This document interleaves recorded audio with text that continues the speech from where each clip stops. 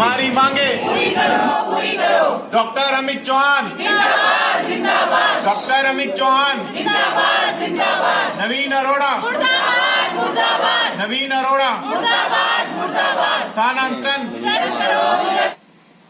मैं पिछले 3 साल से सामुदायिक स्वास्थ्य केंद्र ज्वालापुर में हो रहे भ्रष्टाचार को लेकर मुखर था।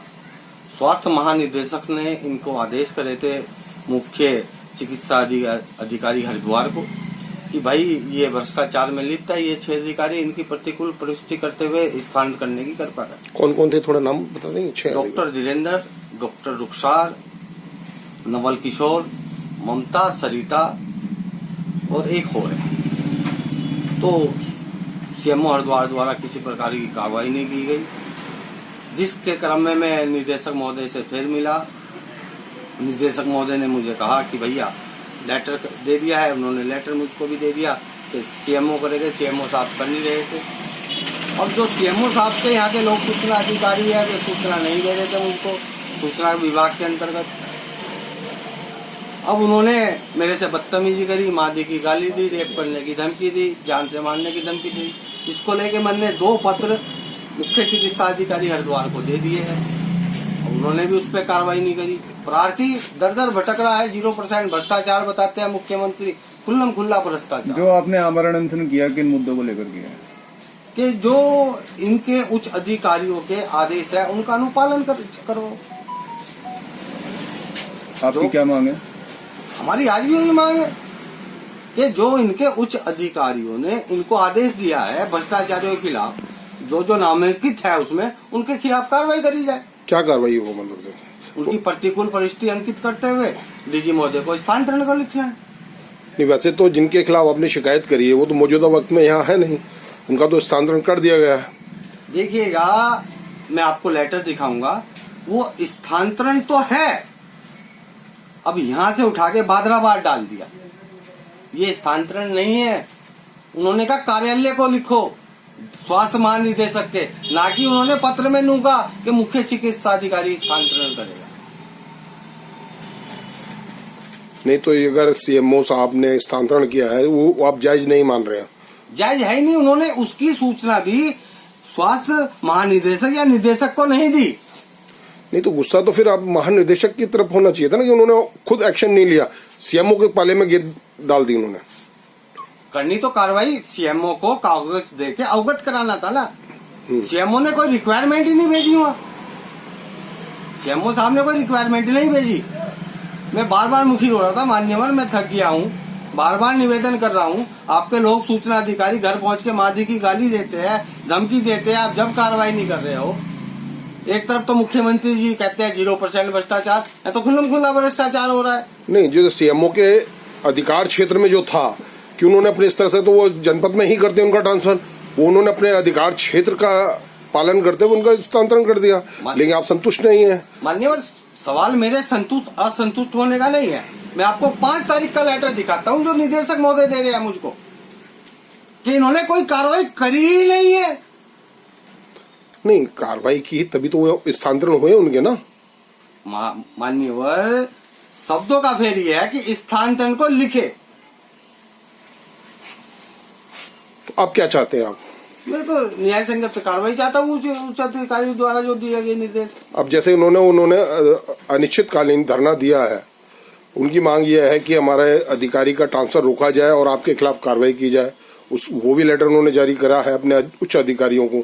जब तक इन दोनों के खिलाफ मतलब ट्रांसफर नहीं रुकेगा और आपके खिलाफ कार्रवाई नहीं होती है तो वो अपना अनशन समाप्त नहीं करेंगे। देखिएगा, ये तो अधिकारी को देखने की बात है। अगर मैं भ्रष्टाचारी हूँ तो आपके माध्यम से कहता हूँ तुरंत कार्रवाई करे। ये मनगढ़ंत कार्य आज ही उन्होंने क्यों कहा ये, जब उन पर कार्रवाई हो रही है? इससे पहले तो आज तक कहा नहीं। मुझे तो एक जना बता रहा था कि वो एक लेटर दिखा रहे हैं कि मैं 5 लाख रुपए मांग रहा हूँ। अरे भाई, मैं तो इंग्लिश पढ़ा हुआ ही नहीं हूँ, लेटर कहाँ से लिखूंगा? मैं तो हाथ से लिखता हूँ, टाइपिंग के भी पैसे नहीं है।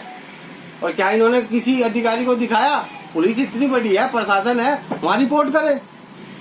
ये तो सिर्फ इस मुद्दे को भटकाने वाली बात है कि इनके खिलाफ कार्रवाई होनी निश्चित है। जो मेरा नाम डॉक्टर अमित कुमार चौहान है, मैं चिकित्सा अधीक्षक सामुदायिक स्वास्थ्य केंद्र ज्वालापुर हूँ। और मेरा कथन ये है कि श्री नवीन अरोड़ा जी जो यहाँ के सामुदायिक स्वास्थ्य केंद्र के समक्ष हैं, उनका चूड़ी की एक दुकान है, उसके में अपने चूड़ी बेचने का कार्य करते हैं और साथ ही साथ वो अपने आप को एक सामाजिक कार्यकर्ता बताते हैं, आरटीआई कार्यकर्ता बताते हैं। तो स्वघोषित या स्वयंभू आरटीआई नेता कथित रूप से हैं और उन्होंने चिकित्सा विभाग खासतौर से सामुदायिक स्वास्थ्य ज्वालापुर केंद्र के पिछले 3 वर्षों से जितने भी चिकित्सा अधीक्षक आए हैं और दूसरे कर्मचारियों पर भ्रष्टाचार के आरोप लगाते रहे हैं, जो कि किसी भी प्रकार से सिद्ध नहीं हो पाए हैं। और इस स्थिति में जब उन्होंने करीबन 3-4 साल में कुछ भी जो है उनके द्वारा कथित रूप से कोई कार्रवाई नहीं हुई, तो उनकी ये मांग थी कि कुछ यहाँ के जो पूर्व चिकित्सा अधीक्षक थे जिनका नाम डॉक्टर धीरेन्द्र और डॉक्टर रुखसार विशेष रूप से है, कि उनका कथन था कि उनको दोषी साबित किया गया है जांच में निदेशक महोदय के द्वारा, और उसके बाद भी श्री जो हमारे मुख्य चिकित्सा महोदय हैं वो उनका क्या कहते हैं संरक्षण कर रहे हैं और निदेशक द्वारा जो दिए गए निर्देश हैं कि इनके खिलाफ कार्रवाई की जाए वो नहीं कर रहे हैं और जो अपने कर्मचारियों को संरक्षण प्रदान कर रहे हैं, तो अतः वह भी भ्रष्टाचार में लिप्त में संभावित। क्या आरोप लगाए गए थे? आरोप ये लगाए गए थे कि यहाँ पर चिकित्सालय में जो है डिलीवरी के समय कुछ पैसे लिए जाते हैं और क्या कहते हैं कुछ लोग हैं, कुछ आरोप ऐसे थे कि वो घर में बिना किराए दिए रह रहे हैं और कुछ कह रहे हैं कि पानी की सप्लाई जो है उनकी जो है वो क्या कहते हैं उसका पैसा जमा नहीं किया गया है। सभी आरोप व्यक्तिगत थे, कोई भी जनहित से संबंधित कोई भी उनका आरोप नहीं है, सभी लोग व्यक्तिगत उनके आरोप हैं, ऐसा मेरा कहना है। तो आपके खिलाफ क्या शिकायत थी उसकी? आपके मेरे खिलाफ जो है उनका ये कहना था कि उन्होंने मेरे को यहाँ से अपने फोन पर संपर्क किया था और उन्होंने कहा था कि यहाँ से मैं पिछले 3-4 यहाँ से अधीक्षक हटवा चुका हूँ, इसमें से 2 अधीक्षक सामुदायिक स्वास्थ्य केंद्र ज्वालापुर के और एक अधीक्षक सामुदायिक स्वास्थ्य केंद्र भगवानपुर डॉक्टर विक्रांत सिरोही, उनको मैंने अपने प्रभाव से हटवाया है। और जो तुम्हारी औकात के संबंध में उसने कुछ इस प्रकार की बात कही कि है कि तुम्हारे को भी मैं हटवा सकता हूँ और जो आप हैं क्या कहते हैं उनके अनुसार काम करें कि यहाँ पे एक तो ई पर्ची नहीं बन रही है, उस पर उनका विशेष जोर था कि आप ई पर्ची नहीं बनवा रहे हैं, तो मैं इसमें भ्रष्टाचार कर रहा हूँ, जो कि सत्य बात नहीं है। ई पर्ची के लिए हमारे पास एक डाटा एंट्री ऑपरेटर पढ़ा लिखा जो कंप्यूटर चलाना जानता वो उपलब्ध दिए हैं, तो उसकी वजह से हमारा ई पर्ची नहीं बन रही है। तो उनका कहना था कि ई पर्ची नहीं बन रही है तो मैं भ्रष्टाचार करवा रहा हूँ और अगर मैंने ई पर्ची नहीं बनवाई तो वो मेरे को मुख्यमंत्री पोर्टल तक घसीटेंगे, आरटीआई लगाकर मेरे को यहाँ से हटवाने का उपक्रम करेंगे। डॉक्टर साहब, ये जो प्रकरण हुआ, जो उन्होंने आपको धमकाया या जो भी बात कही गई, आरोप लगाए, इसके संबंध में आपने उच्च अधिकारियों को जानकारी दी? जी, मेरे जानकारी देने से पहले ही वो उन्होंने मेरी शिकायत ऊपर कर दी कि मैंने उनके साथ दुर्व्यवहार किया है, मैंने उनको गाली दी है और उनको जान से मारने की धमकी दी है। तो ये बात उनको अपने उच्च अधिकारी को बताने से पहले ही उन्होंने वहां तक पहुंचा दी, जिसके फलस्वरूप मेरे उच्च अधिकारियों को अपने कार्यालय में तलब किया गया और मुझसे स्पष्टीकरण मांगा गया।